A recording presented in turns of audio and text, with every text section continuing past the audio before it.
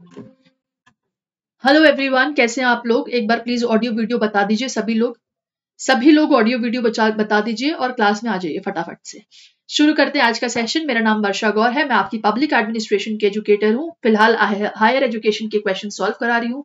मैं एक PhD scholar हूँ। ऑल्सो जो लोग भी टेस्ट सीरीज लेना चाहते हैं पब्लिक एडमिनिस्ट्रेशन की, बिल्कुल ले सकते हैं।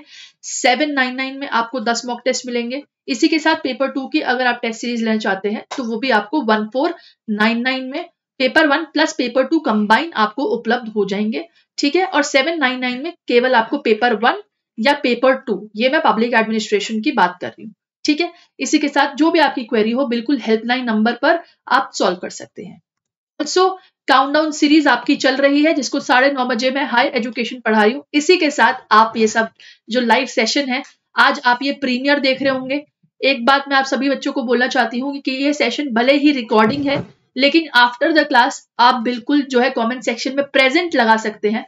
ये सब उन्हीं बच्चों के लिए है जो एक्चुअल में पढ़ना चाह रहे हैं, क्वेश्चन सॉल्व करना चाह रहे हैं। और ये प्रीमियर सेशन को जो लोग पूरा देखेंगे बिल्कुल वो इन आने वाले 2 दिनों में, क्योंकि मैं आपके लिए देखो रिकॉर्डिंग मैंने इसलिए लगाया है ताकि आप आने वाले 2 दिनों में अच्छे से प्रैक्टिस करो, आपकी प्रैक्टिस छूट ना जाए।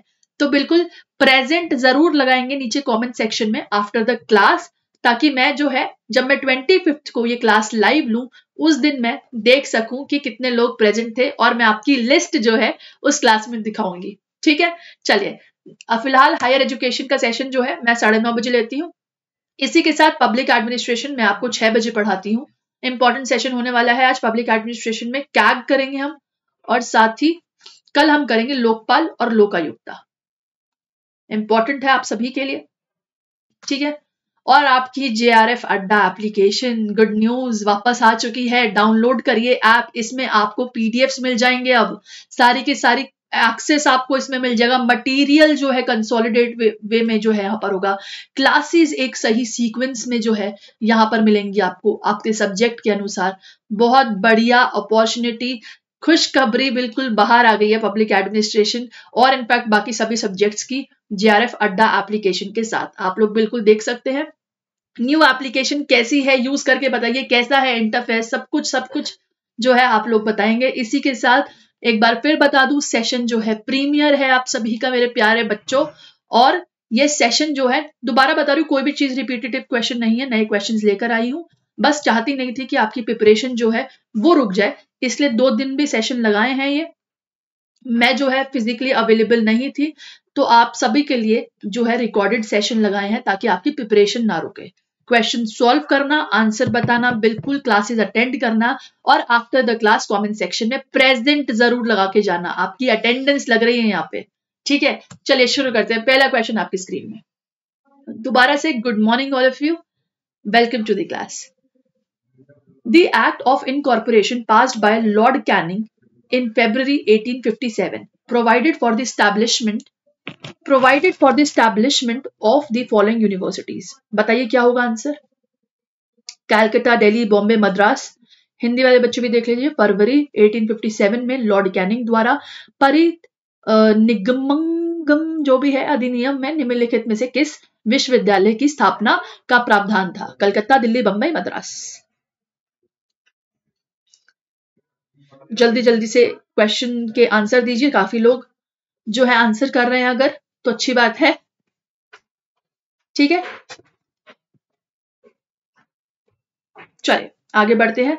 सेशन प्रीमियर है लेकिन फायदेमंद है, गारंटी के साथ बता रही हूँ। Option number A, C, D, जिन बच्चों ने सी सेक्शन जो है चूज करा है, सी आंसर चूज करा है, बहुत बढ़िया। आपका जो आंसर होगा कलकत्ता, बॉम्बे और आपका मद्रास जो है, यानी कि आपको याद हो ये BMC, बिल्कुल ये वही कॉलेजेस हैं, ये वही कॉलेजेस हैं। ठीक है।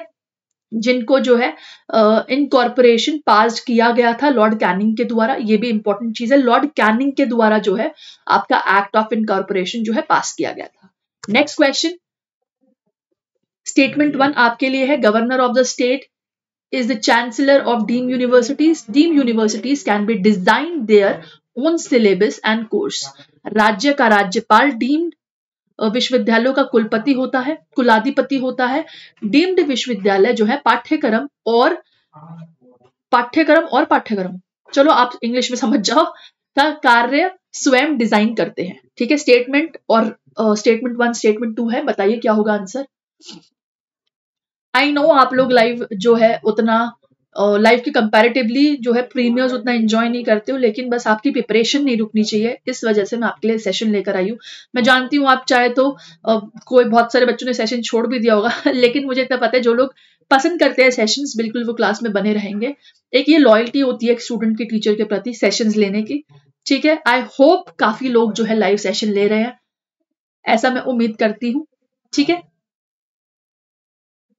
चलिए आंसर की तरफ चलते हैं। आई होप आपने आंसर कर दिया होगा, बिकॉज काफी इजी क्वेश्चन है, ये बहुत बार आ चुका है। ये स्टेटमेंट 1 फॉल्स है और स्टेटमेंट 2 जो है वो सही है। बिल्कुल, गवर्नर जो है स्टेट, गवर्नर ऑफ स्टेट जो है चांसलर ऑफ डीम यूनिवर्सिटीज के नहीं होते हैं बेटा, ये chancellors of universities in states, जो भी स्टेट की यूनिवर्सिटीज है उनके चांसलर होते हैं। और सिमिलरली आपकी सेंट्रल यूनिवर्सिटी के जो विजिटर होते हैं ना, सेंट्रल यूनिवर्सिटी के जो विजिटर होते हैं वो आपके प्रेसिडेंट होते हैं। इसको याद रखना, ये भी एक इंपॉर्टेंट पॉइंट है। साथ ही स्टेटमेंट 2 बिल्कुल करेक्ट है, डीम यूनिवर्सिटीज वो अपने कोर्स और अपने सिलेबस जो है डिजाइन कर सकती है, ऑटोनॉमी उन्हीं के पास होती है इन सब चीजों की। आई होप आपको समझ में आ जाए। ये पीडीएफ आपको एप्लीकेशन पर मिलेगी अब। ठीक है, ये पीडीएफ आपको एप्लीकेशन में मिलेंगी, अब वहीं से लेना। Next question, what is the full form of Diksha. Diksha, बिल्कुल इसकी फुल फॉर्म बताओ भाई, बड़ा पॉपुलर क्वेश्चन है ये, बहुत पॉपुलर क्वेश्चन है ये। मेरे ख्याल से, मुझे ऐसा लगता है पर्सनली, मेरे ख्याल से हर एक क्वेश्चन पेपर में, अगर आपके 83 से लेकर अगर आपके 89 पेपर्स है ना, हर एक क्वेश्चन पेपर में क्वेश्चन आ चुका होगा। DIKSHA, दीक्षा जो है, बिल्कुल इसका फुल फॉर्म पूछ रहे हैं, बता दीजिए सभी लोग फटाफट से। जो लोग सेशन लेट ज्वाइन कर रहे हैं, very good morning all of you. Sessions आपके प्रीमियर चल रहे हैं फिलहाल, बट इंपॉर्टेंट है तो प्लीज क्लास लेके जाइएगा। 25 को मैं लाइव सेशन लूंगी, उस दिन अटेंडेंस लगाऊंगी सब लोगों की, कितने बच्चों ने क्लास अटेंड करी है। जो लोग आफ्टर द क्लास कमेंट्स में P लिख के जाएंगे यानी प्रेजेंट, उनकी अटेंडेंस लगेगी 25 तारीख को। चलिए आंसर देखते हैं। इसका आंसर है digital infrastructure for knowledge sharing, बहुत इंपॉर्टेंट है। ये प्लेटफॉर्म जो है लॉन्च करा गया था आपका 5 सितंबर 2017। इंपॉर्टेंट डेट है, याद रखना। ठीक है, इंपॉर्टेंट डेट है, आप सभी के लिए याद रखना। मोर देन 18 लैंग्वेज में कोर्स ऑफर होते हैं इसके अंदर, NCERT, CBSE और आपके SCRTs के भी। ठीक है, इसी के साथ ये एक नेशनल टीचर प्लेटफॉर्म था जो कि आपका कोविड-19 के दौरान, कोविड-19 से पहले आ गया था, लेकिन पॉपुलराइज जो हुआ था ये बिल्कुल पैंडेमिक में हुआ था। इंपॉर्टेंट है आप सभी के लिए। ठीक है, आगे बात करते हैं। According to NEP 2020, more HEIs, ठीक है, shall be established and developed in undeserved regions to ensure full, क्या इंश्योर करेंगे NEP 2020 से, बताइए क्या इंश्योर करेंगे NEP 2020 से, सुनिश्चित क्या करेंगे NEP 2020 से, सभी लोग बताएंगे कमेंट सेक्शन में आंसर।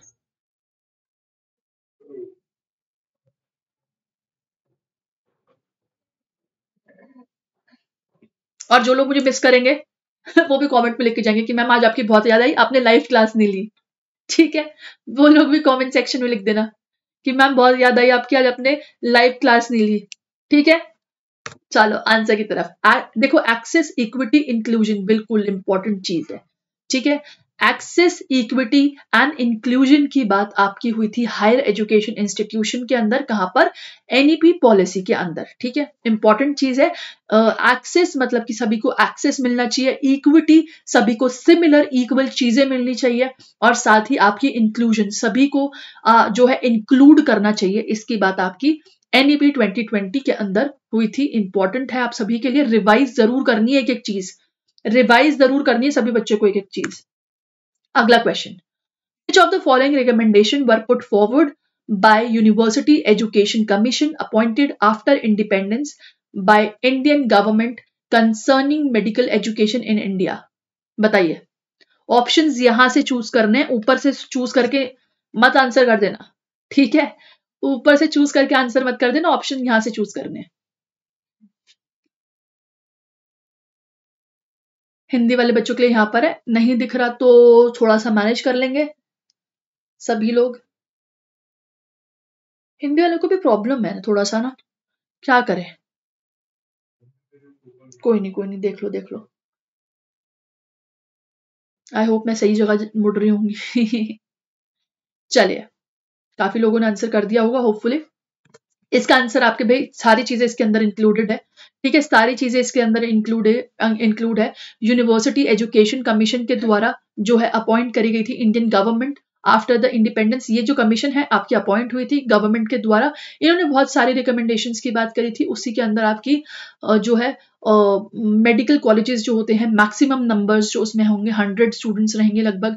हिस्ट्री ऑफ मेडिसिन जो है स्पेशल रेफरेंस के साथ इंडियन सिस्टम्स के अंदर बिल्कुल वहां पर पढ़ाई जाएगी, जैसे आपकी आयुर्वेदा होती है, ये सब है ना। इसी के साथ इंपॉर्टेंस दी जाएगी आपकी पब्लिक हेल्थ को, और साथ ही प्रोविजंस जो है लगभग 10 बेड रहेंगे पर स्टूडेंट के, जो कि मेडिकल कॉलेज में गए। ऐसा नहीं कि हाँ 10 बेड उनको मिल रहे हैं वो 10 बेडों पर सोएंगे, ये नहीं, मतलब 10 बेड जो है उनके अंडर आएंगे कि वो अपनी मेडिकल एप्लीकेबिलिटी उनके ऊपर अप्लाई कर सके। ठीक है, आगे बढ़ते हैं।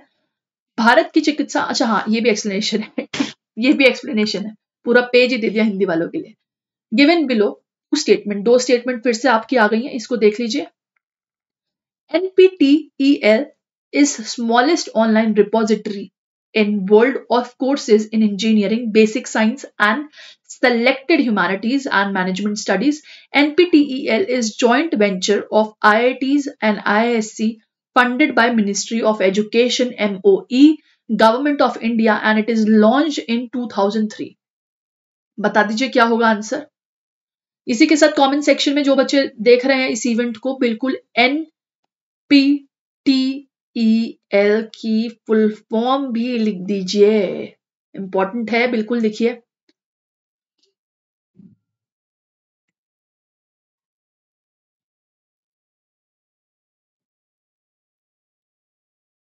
आई होप काफी बच्चों ने आंसर कर दिया होगा। देखिए इसका जो है ऑप्शन 1 जो है वो फॉल्स है, ऑप्शन 2 जो है बिल्कुल ट्रू है। ठीक है, यानी कि national programme for technology enhance learning, ये इसकी फुल फॉर्म है, ये भी काफी बार पूछी गई है।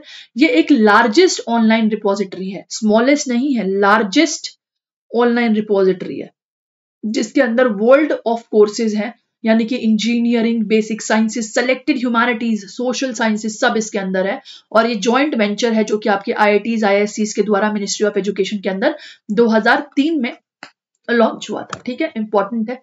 अगला question, in the Upanishad age, Upanishad age के दौरान यानी कि उपनिषद युग के दौरान मिथाली बिकेम, मिथाली जो है वो prominent seat of brahmanical system of education जो थी, उनके अंदर एक प्रोमिनेंट सीट जो थी वो थी आपकी, तो बताइए क्या था, क्या नाम था उनका, बताइए। उपनिषद युग में मिताली शिक्षा की ब्राह्मणवादी प्रणाली का एक प्रमुख केंद्र जो है वो बन गई थी, तो क्या नाम था उनका, बताइए। काफी लोगों को ये क्वेश्चन डिफिकल्ट भी लग सकता है और काफी लोगों को ये क्वेश्चन इजी भी लग सकता है। देखिए ये सब चीजें ना काफी कार्व्ड आउट होती है, मतलब काफी डेप्थ में पढ़ी जाने वाली चीजें होती हैं ये, बट क्या करें, NTA बाबा की कृपा है हम पर जो ऐसे ऐसे क्वेश्चंस देते हैं। ठीक है, चलिए, जो विदेहा बिल्कुल करेक्ट है आपका इसका आंसर। ठीक है, उपनिषदिक एज में मिथिला जो बिकेम एक prominent seat of brahmanical system of education जो थे वो उनका नाम था विदेहा। राजा जनक जो थे वो रिलीजियस कॉन्फ्रेंसेस उस टाइम पर रखते थे, ऋषि पंडित जो है उन दिनों जो है रिलीजियस डिस्कशन की बात करते थे। ठीक है, तो ये सारी चीजें आपके वहां पर होती थी, जो उस युग में होती थी। बुद्धिस्ट पीरियड के टाइम पे भी ये चीज इंपॉर्टेंट थी, ये सेंटर भी इंपॉर्टेंट था। इनफैक्ट लॉर्ड कृष्णा के डिवोटीज जो थे इसके अंदर काफी जो थे इंटरेस्टेड रहते थे। फेमस पोएट विद्यापति जिन्होंने लिखा है, विद्यापति जिन्होंने लिखी है हिंदी, और जयदेव जो कि प्रोमिनेंट पोएट संस्कृत लिटरेचर के थे, वो वहां पर पैदा हुए थे। ठीक है, तो ये इंपॉर्टेंट चीजें हैं, आपकी याद रखना, इन सब चीजों को रिवाइज कर लेना एक बारी। अगला question, which one of the following model public universities of holistic multidisciplinary education at IITs to aim and attain higher global standard in equality education, इसका आंसर बताएंगे सब लोग। बहुत ईजी है, बहुत ही ईजी है, आए दिन हम लोग इसके ऊपर बात करते रहते हैं आए दिन हम लोग इसके ऊपर बात करते रहते हैं। बताइए जल्दी जल्दी, भाग तो नहीं गया कोई? सब लोग हैं क्लास में, भाग तो नहीं गया कोई? चलिए कोई बात नहीं, आई नो लाइव सेशन नहीं है तो थोड़े हो सकते हैं बोरियत वाले, बट ठीक है, आप लोग का देखो फायदा है, मैं नहीं चाहती थी कि आपका कुछ भी लॉस हो, है ना, इसलिए एक सेशन कंडक्ट कर रही हूँ। चलिए, आंसर बिल्कुल मेरू है इसका, आए दिन हम लोग इस पर बात करते रहते हैं। मेरू जो है आपकी multi disciplinary education and research universities, इसकी जो प्रपोजल था वो आपकी एनईपी 2020 के दौरान हुआ था कि मल्टी डिसिप्लिनरी एजुकेशन को प्रमोट किया जाए सभी बड़े बड़े इंस्टीट्यूट में। इनफैक्ट आईआईटीज आईआईएम्स के अलावा भी और बहुत सारे इंस्टीट्यूट्स हैं जहां पर जो है ग्लोबल स्टैंडर्ड और क्वालिटी के साथ मल्टी डिसिप्लिनरी इंटरडिसिप्लिनरीज जो है पढ़ाइयाँ, एजुकेशन सिस्टम जो है बिल्कुल आगे आकर बढ़ चढ़कर बात कर रहा है।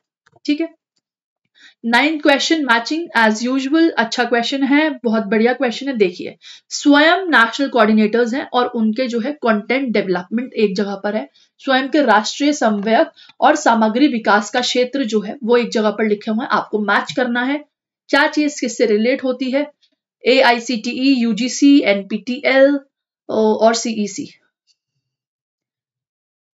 बताएंगे क्या होगा आंसर, मैचिंग करेंगे सभी लोग और आंसर बताएंगे। आज मजे सब बच्चे जूही मैम की क्लास में जाकर लेंगे, उनकी क्लास लाइव हो रही है, ठीक है ना? तो मैम मजा आ रहा है, अब आज वाले मजे जूही मैम के पास जाकर लेना, पढ़ाई भी करना मजे भी करना, एकदम मजा। चलिए आंसर की तरफ चलते हैं। AICTE ऑब्वियसली आपका self paced internal courses, again UGC की बात करते हैं, यूजीसी आपका प्रमोट करता है non technical post graduate education, हम लोग सब नॉन टेक वाले ही हैं, ठीक है। इसी के साथ NPTEL आपका जो है प्रमोट करता है इंजीनियरिंग ऑब्वियसली, CEC आपका जो प्रमोट करता है जो non technical under graduate course होते हैं, याद रखना कंफ्यूजन हो सकती है। UGC पोस्ट ग्रेजुएट कोर्सेज की बात करता है, डोमेन आता है उसके अंदर, और CEC के अंदर non technical under graduate education की बात आती है। Question number 10, according to recommendation of Sarkar committee 1945, higher technical institute were formed on the based of the 4 regions of India. बताइए कौन से थे वो 4 रीजन, वो 4 रीजन कौन से थे? Based on dash in the 4 regions of India, सरकार समिति के अनुसार, सिफारिश के अनुसार भारत के 4 क्षेत्रों में डैश के आधार पर उच्च तकनीकी संसाधनों का गठन किया गया था। बताइए, प्रेजेंट लगा के मत भूलना मत, कमेंट सेक्शन में आफ्टर द क्लास सब लोग प्रेजेंट लगा के जाएंगे। लाइव सेशन में आपकी अटेंडेंस लेकर आऊंगी मैं 25 तारीख को, देखती हूँ कितने बच्चे प्रेजेंट थे, उस दिन टैली करूंगी, ठीक है। चलिए बहुत बढ़िया, Massachusetts institute of technology USA इसका करेक्ट आंसर है, ठीक है। सरकार कमेटी जो आपकी फॉर्म हुई थी 1945 में, उन्होंने जो है एटलीस्ट 4 हायर टेक्निकल इंस्टीट्यूशंस की बात करी थी इंडिया के अंदर, जो कि बेस्ड होने चाहिए किसके ऊपर, Massachusetts institute of technology MIT USA in western, northern and southern reason के हिसाब से वो आपकी होनी चाहिए। ये जो थी रिकमेंड करी गई थी 1945 में सरकार कमेटी के द्वारा। Thank you so much for joining this session. Comment में अटेंडेंस जरूर लगाकर जाना और बिल्कुल फटाफट से अब भाग जाओ, लाइव क्लास जूही मैम की हो रही है। मिलते हैं कल एक और प्रीमियर के साथ। आई होप आपने क्वेश्चंस जो हैं अच्छे से लगाए होंगे और रिवाइज जरूर कर लेना। PDFs मिलेगी आपको एप्लीकेशन पर। All the very best, bye bye, take care.